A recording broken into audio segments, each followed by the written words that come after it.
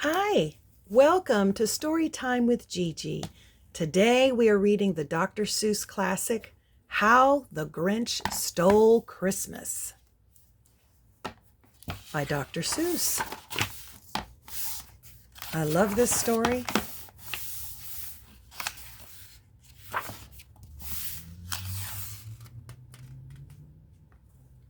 For Teddy Owens. Every Who down in Whoville liked Christmas a lot. But the Grinch, who lived just north of Whoville, did not. The Grinch hated Christmas, the whole Christmas season.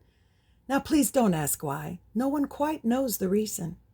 It could be his head wasn't screwed on just right. It could be, perhaps, that his shoes were too tight. But I think that the most likely reason of all may have been that his heart was 2 sizes too small.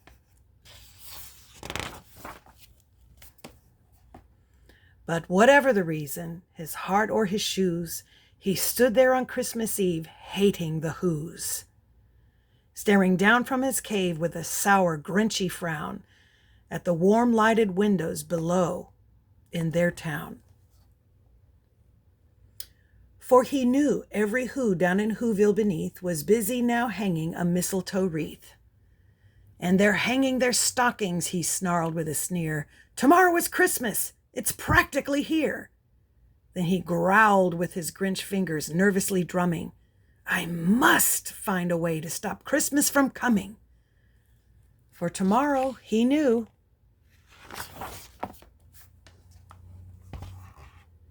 all the Who girls and boys would wake bright and early. They'd rush for their toys. And then, oh, the noise, noise, noise, noise. That's one thing he hated, the noise, noise, noise, noise.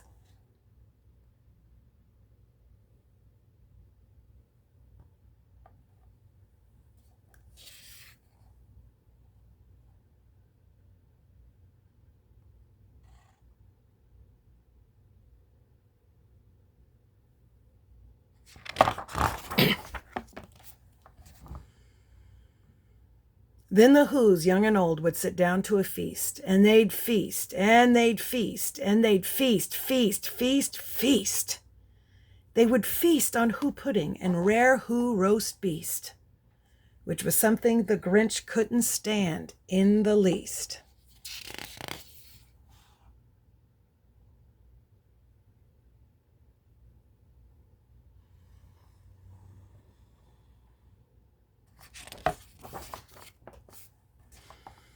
And then they'd do something he liked least of all. Every Who down in Whoville, the tall and the small, would stand close together with Christmas bells ringing. They'd stand hand in hand, and the Whos would start singing. And they'd sing, and they'd sing, and they'd sing, sing, sing, sing. And the more the Grinch thought of this Who Christmas sing, the more the Grinch thought, I must stop this whole thing. Why, for 53 years I've put up with it now. I must stop this Christmas from coming. But how?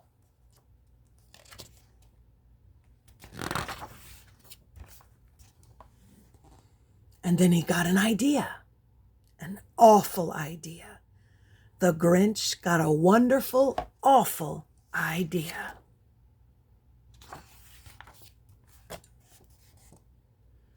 I know just what to do, the Grinch laughed in his throat, and he made a quick Santa Claus hatted coat.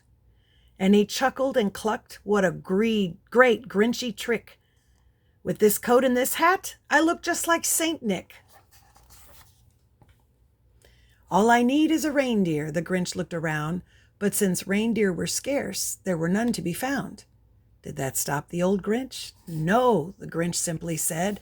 If I can't find a reindeer, I'll make one instead. So he called his dog Max.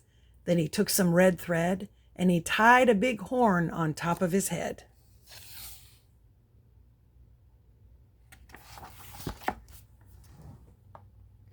Then he loaded some bags and some old empty sacks on a ramshackle sleigh, and he hitched up old Max. Then the Grinch said, "Giddy up!" And the sleigh started down toward the homes where the Whos lay a snooze in their town.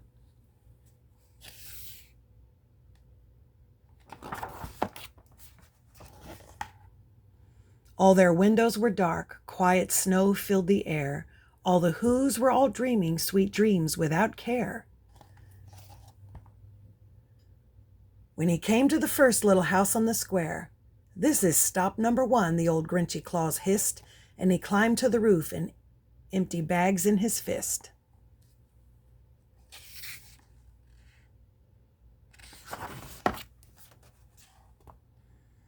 Then he slid down the chimney, a rather tight pinch. But if Santa could do it, then so could the Grinch. He got stuck only once, for a moment or two. Then he stuck his head out of the fireplace flue, where the little Who stockings all hung in a row. "These stockings," he grinned, "are the first things to go."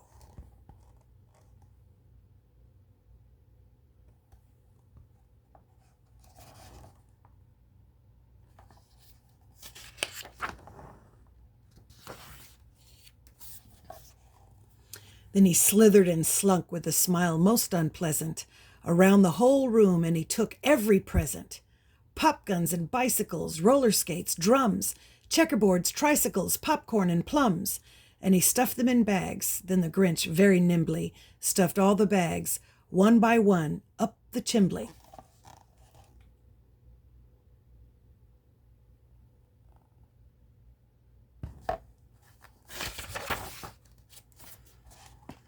Then he slunk to the icebox. He took the Who's feast. He took the Who pudding. He took the roast beast. He cleaned out the icebox as quick as a flash. Why, that Grinch even took their last can of Who hash.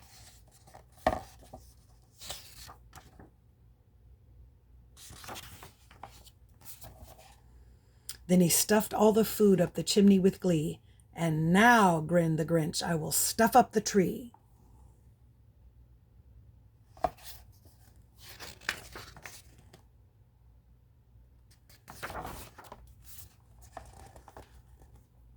And the Grinch grabbed the tree and he started to shove, when he heard a small sound like the coo of a dove. He turned round fast and he saw a small Who, little Cindy Lou who was not more than 2. The Grinch had been caught by this tiny Who daughter, who'd got out of bed for a cup of cold water. She stared at the Grinch and said, "Santa Claus, why? Why are you taking our Christmas tree? Why?"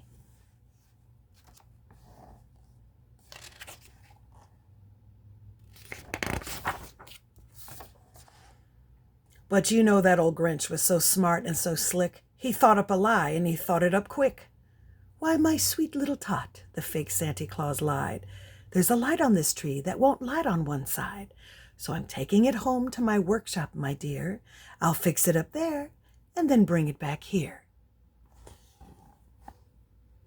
And his fib fooled the child. Then he patted her head, and he got her a drink, and he sent her to bed. And when Cindy Lou Who went to bed with her cup, he went to the chimney and stuffed the tree up.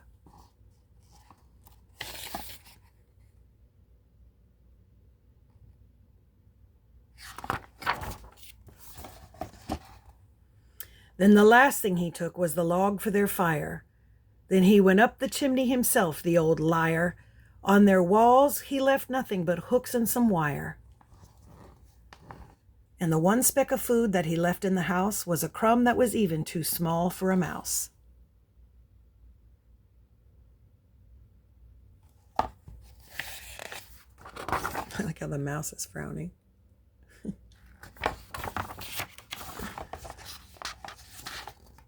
It was 1/4 past dawn, all the Who's still abed. All the Who's still a-snooze when he packed up his sled. Packed it up with their presents, the ribbons, the wrappings, the tags and the tinsel, the trimmings, the trappings.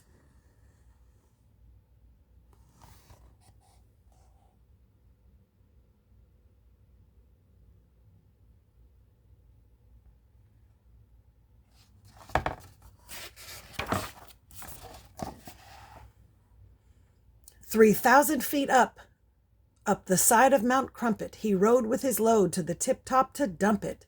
Pooh-pooh to the Who's, he was grinchishly humming. They're finding out now that no Christmas is coming. They're just waking up.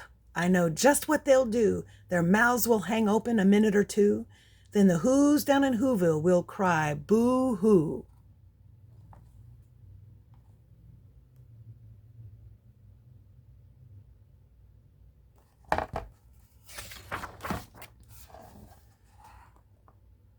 That's a noise, grinned the Grinch, that I simply must hear. So he paused, and the Grinch put his hand to his ear. And he did hear a sound rising over the snow. It started in low, then started to grow.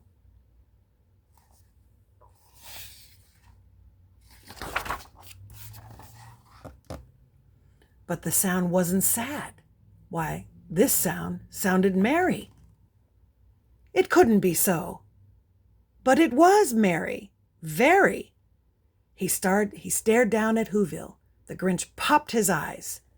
Then he shook. What he saw was a shocking surprise.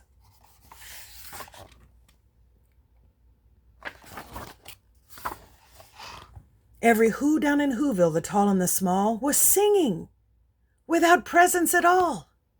He hadn't stopped Christmas from coming. It came. Somehow or other, it came just the same.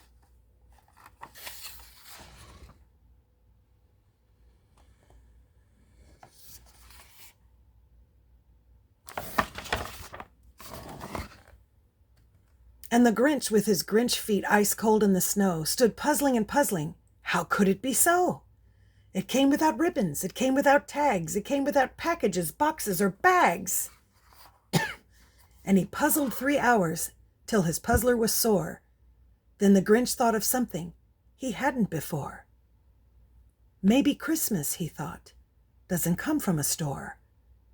Maybe Christmas, perhaps, means a little bit more.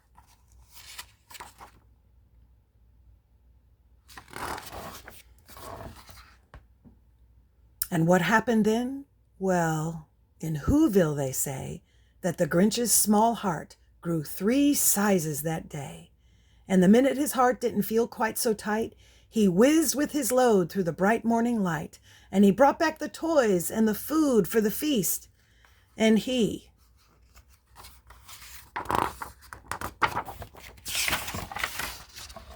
himself, the Grinch, carved the roast beast.